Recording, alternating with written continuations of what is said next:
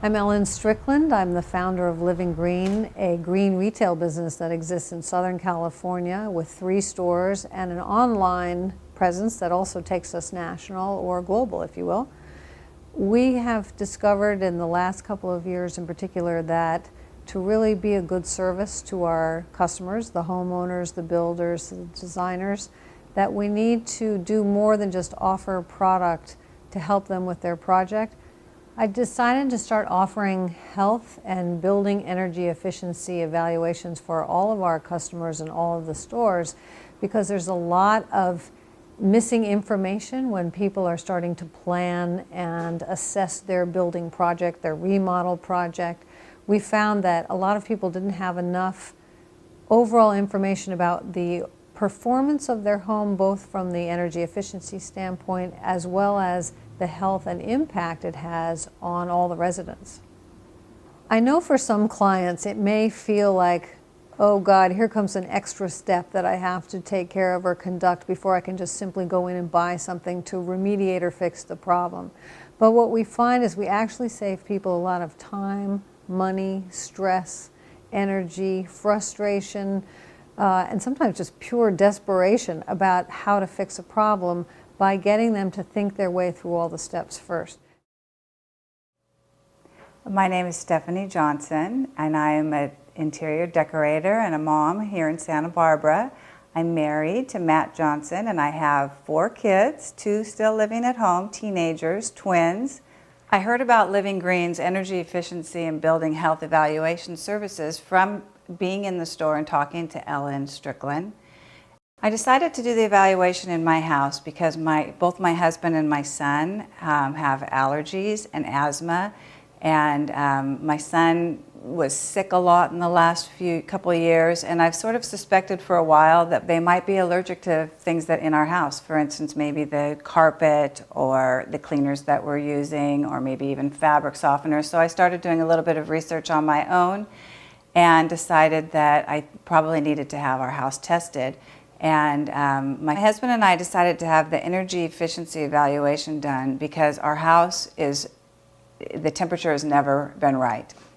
Our energy bills could be lower, but we want the temperature in the house to be more even and consistent and manageable because right now it's not. We're always too cold or we're too hot, and the house is drafty, and it just doesn't feel well insulated.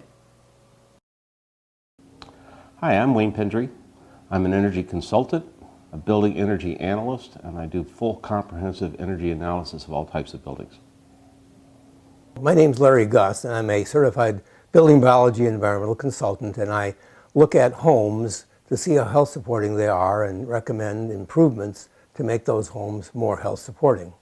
Some of the things that I measure when I look at a home or a workplace would be the level of electric fields coming from wiring, the level of magnetic fields being produced by errors in the wiring, which by the way are quite common, the level of radio frequency or communications radiations that are being produced internally and externally, and then in the area of indoor air quality, the condition of the heating and ventilating system, and the evidence of water intrusion events that might lead to mold growth.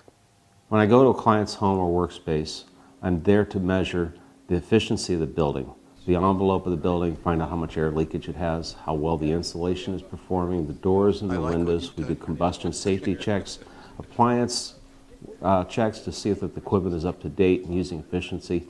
We're just basically going through the whole building looking to find the energy leaks and what can be mitigated to minimize how much energy is being used. Additionally, I do shade analysis for solar to see what the feasibility of any solar or renewable energy system would be to bring the system to zero. New water heater, no insulation. Right here on the hot water line. My hand is hot as can be on this line right now. You're just losing energy. By zero, we're trying to get to net zero, meaning we are either reducing the energy to zero or we're replacing that energy with renewable energy sources. The place for solar hot water and solar electrical systems is at the end, after we've addressed energy efficiency, identified all the energy leaks through building analysis, and mitigated all of those energy waste. The result of this work is the elimination of their utility bills or the minimization of how much utility bills they're paying to make their lifestyle and their home much more affordable, much more comfortable, and creating an environment that's sustainable. You see the red laser The beam? value proposition for the customer is basically the return on investment. When people are buying solar, they always want to know how many years it's going to take to break even. When we address energy efficiency first, we cut all of those numbers down and we get them a realistic return on investment that makes sense to just about any investor. Many. Coming to test our house to try to help change some things and make it healthier in this house so your allergies get better. Oh, perfect. Yeah, It is a. because he suffers Yeah. quite a bit with So it's allergies. Griffin? This Yeah. is Griffin. So what are some of the proofs that these issues are consequential to people's health? If we start at the top, mold, which produces spores which have proteins in them, and people are allergic to those. That's very widely accepted. So that's one of the consequences of moldy buildings. Maybe less well understood would be the fact that these molds produce gases, which are very much like solvent gases that might come from gasoline or paint thinner, except they're produced by molds. When we look at indoor air quality and the amount of dirt that's in the air, the EPA has done studies, probably 20 years ago now, showing that higher levels of particles in the air lead to higher levels of mortality.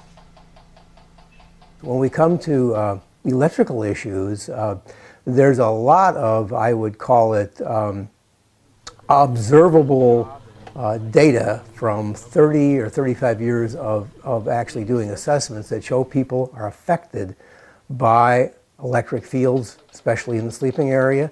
We know that because when we remove them, conditions in the bedroom change. People sleep more deeply, medical conditions heal, heart palpitations go away.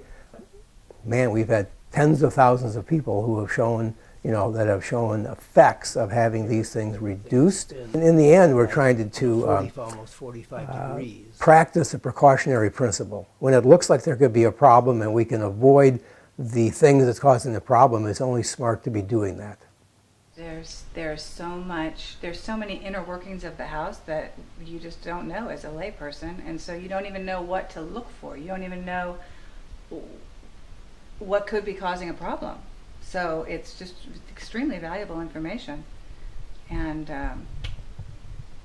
yeah, it's great.